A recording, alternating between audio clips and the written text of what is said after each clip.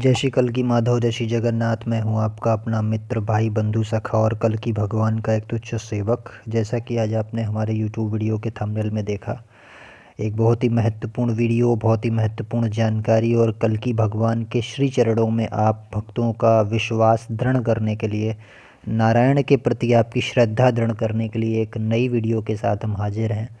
और बहुत ही महत्वपूर्ण चर्चा आज हम करने जा रहे हैं।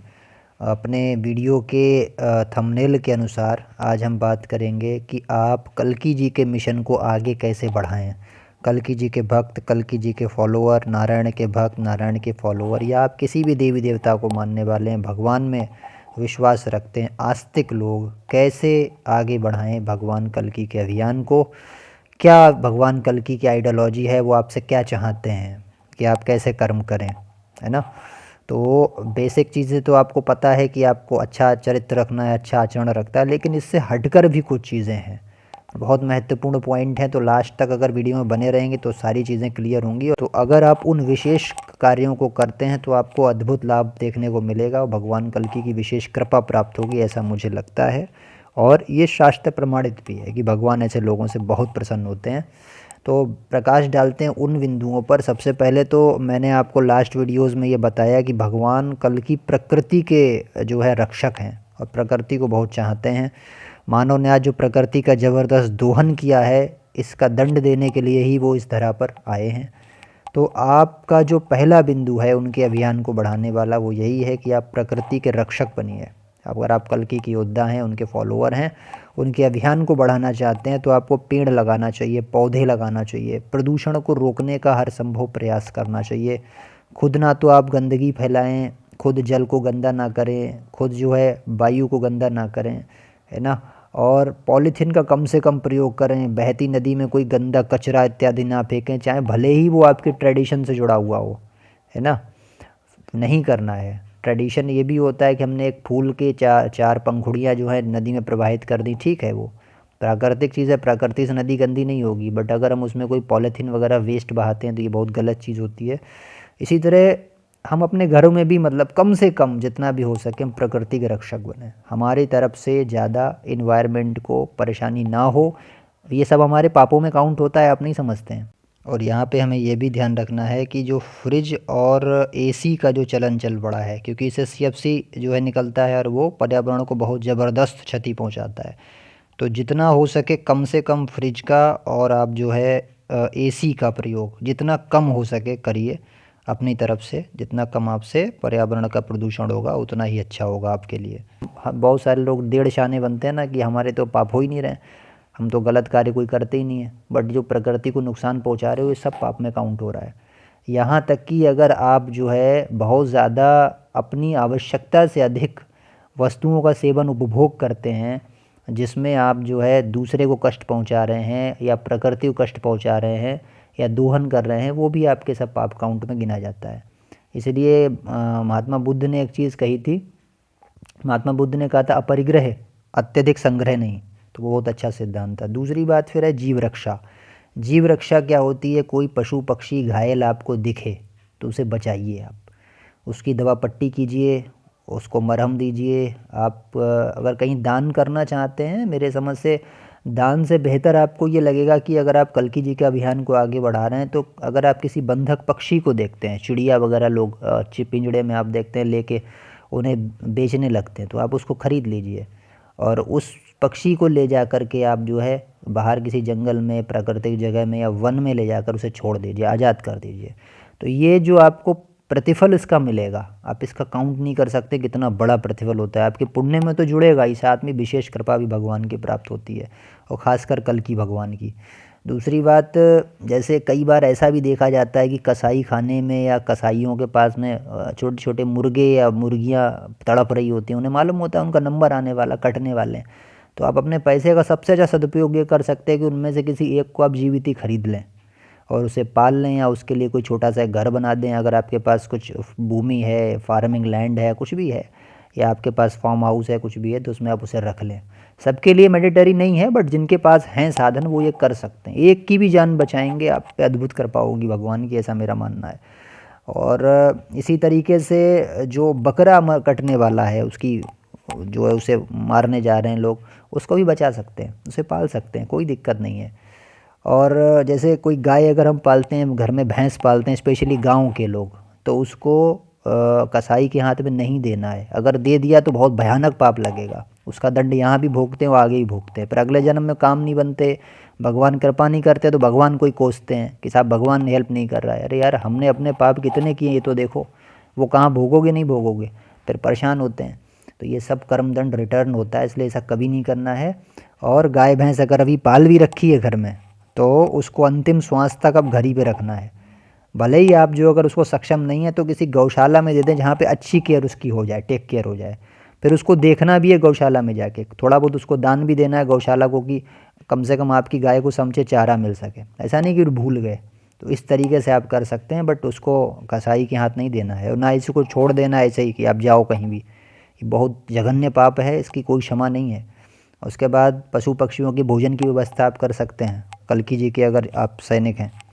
आप पक्षियों को भोजन है, पशुओं को भोजन है, आप देखते हैं तमाम पशु पक्षी हैं। मानवों के लिए भी यही भाव होना चाहिए, भूखा मानव है उसको भोजन, क्योंकि वो भी जीवी है। जीव रक्षा का आपका उद्देश्य है, उनको वस्त्र देना जाड़े में, है ना। मानव कोई अगर सड़क पे पड़ा है, कोई भी कोई अस्पताल को अगर ले जाना है उसको, तो ले जाइए थोड़ा सा समय निकाल के।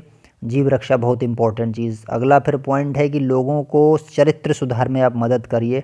लोगों को नशा छुड़वाने में, धूम्रपान छुड़वाने में, मांस छुड़वाने में, अवैध संबंध छुड़वाने के लिए प्रेरित करिए।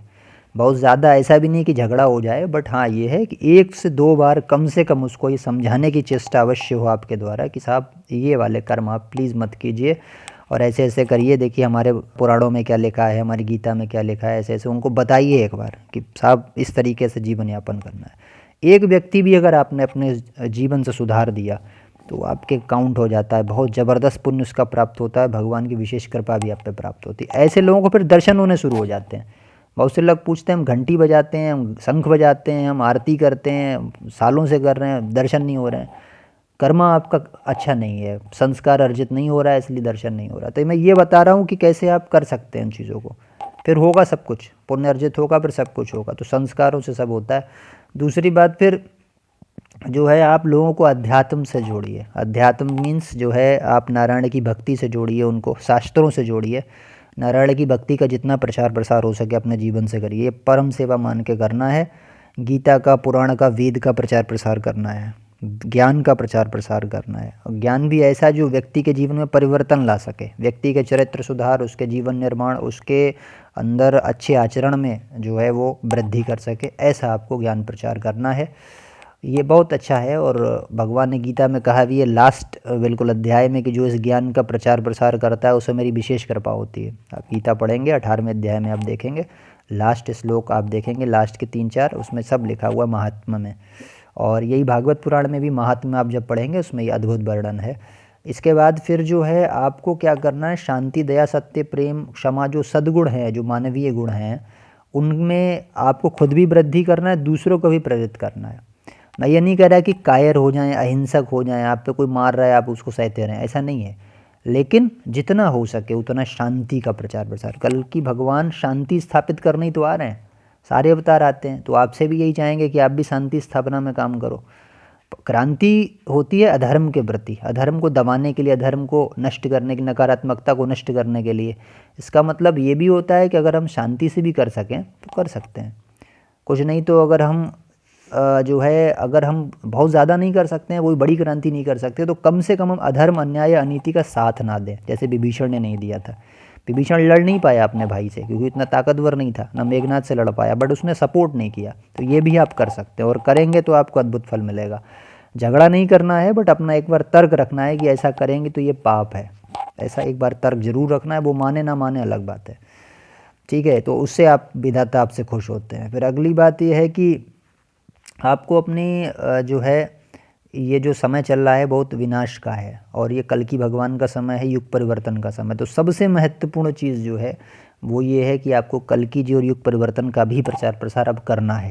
यही भगवान भी आपसे चाहते हैं और मेरा भी आपसे आग्रह रहेगा। और इसके पीछे का उद्देश्य क्या है कि मानव अपने जल्दी से जल्दी कर्म सुधार ले, अधिक से अधिक लोग बचें युग परिवर्तन में। ऐसा नहीं कि कल की भगवान सबके दुश्मन है, या कल की भगवान जिनको मारेंगे वो उनके दुश्मन होंगे। कल्कि भगवान जिस भी मानव का वध करेंगे, कृष्ण ने जिस जिन मानवों का वध किया वो दुश्मन नहीं थे, वो भी उन्हीं के थे और उनको बड़ा कष्ट भी हुआ है उनको मारते हुए। तो अगर वो आपके थ्रू ही सुधर जाए अच्छी बात है, भगवान की भेंट ना चढ़ें, किसी परिवर्तन की भेंट ना चढ़ें। जितने अधिक से अधिक जीव बचेंगे उतना अच्छा है, भगवान आप पे कृपा करेंगे। तो ये बहुत ही महत्वपूर्ण वीडियो थी। और सबसे लास्ट का जो पॉइंट रह गया इसमें एक वो इम्पोर्टेंट, ओम नाम का प्रचार। ब्रह्म एक अक्षर मंत्र का है भविष्य मालिका में। जो लोग भी ओम का जो है जाप नहीं कर रहे हैं, ओम का प्रचार प्रसार नहीं कर रहे हैं, वो अंधेरे में हैं, ये बात ध्यान रखिए। गीता में मैंने वेद में भी बताया, पीछे जो मैंने कहा नारायण की प्रमाणिक साधना वाली वीडियो है वो देखना, उसमें जाके उसमें ओम सबसे ज़्यादा मैंडेटरी है और सिंगल एलोन मंत्र जपा जाता है ओम का, ये लिया गया है। ये माना जाता है कि कलयुग के लास्ट समय में ओम नाम की यानी ब्रह्म एकाक्षर मंत्र की परीक्षा होगी, ठीक है ना। परीक्षा होगी का मतलब ये भक्ति धन आपने कितना अर्जित किया इसकी परीक्षा होगी। परीक्षा का मतलब ही नहीं आपसे कोई पूछेगा कि, परीक्षा का मतलब यही है कि आपके पास वो ज्ञान है या नहीं, आप वो चीज़ कर रहे हैं या नहीं कर रहे हैं, तो उसका प्रचार प्रसार कीजिए। बाकी तो कर्म आपको बचाएगा ही बचाएगा, बट क्या होता है अध्यात्म और भक्ति भी बहुत आवश्यक होती है साथ में। इससे आपके फिर गुण अपने आप सुधरते हैं, भक्ति कर्मों में सुधार करवाती है ना, अंतर चेतना पैदा करती है, तो उससे भी फिर कर्म सुधरते हैं। तो ये सारे पॉइंट बहुत इंपॉर्टेंट हैं अगर आप कल्कि जी के अभियान को आगे बढ़ाना चाहते हैं। आई होप आपको ये वीडियो अच्छी लगी होगी। अगर अच्छी लगी तो इसको लाइक कीजिए, शेयर कीजिए और लोगों तक पहुंचाइए ताकि कल्कि भगवान का प्रचार प्रसार हो।